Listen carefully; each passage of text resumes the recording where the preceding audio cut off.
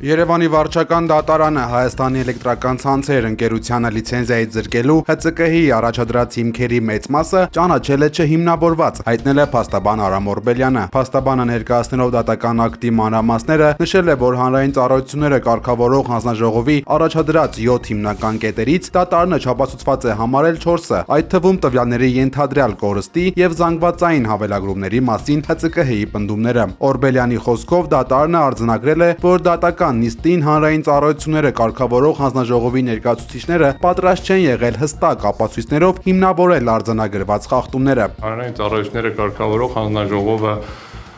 պետք է շատ հստակ ասի, այս խախտումը հաստատվում է այս ապացույցով, դրան պատրաստ չէր եւ ամեն անգամ ամեն հարցի քննարկելուց բավականին երկար ապացույցներն էին նայում, փորձում էին ասեն, որ փաստաթուղթը որի հետ համադրենք եւ արդյունքում ակնհայտ էր, որ հանգամանքները չեն հաստատվում։ Թեպետ հիմքերը չապացուցված է համարվել, այնուամենայնիվ դատարանը որոշել է ՀՑԿ-ի որոշումը անփոփոխ թողնել, ինչը ՀԵՑ-ի նախկին տնօրենի պաշտոնակատար Դավիթ Ղազենյանը քաղաքական որոշում է համարել։ ՀԵՑ-ը խլելու գործընթացը եւ քաղաքական է ամբողջովին։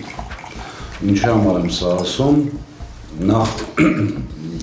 դատարանը որոշում է գիշերվա իհարկե մեծ կապ ունի, այսպես շատ արագ, մոտավորապես 13 ժամ փոքր ընդմիջումներով ընկալելու խնդիր ունի, բնականաբար ապացույցները անհատական հետազոտելու խնդիր ունի եւ այլն, չցանկանալով թիրախավորել դատարանին, բայց քաղաքականը անմիջականորեն ապացուցվեց։ Իրենք ժամանակվա խախտումները բերում վերագրում էին մեզ, օրինակ բերել էին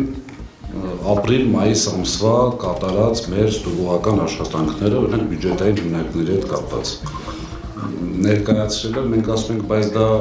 այսպես ասած, նախկինների ժամանակ է եղել, ասում են, հա, բայց դա եղել է, ասում ենք, բայց դա գտել ենք, պատժել ենք, ասում կապ չունի եղել է։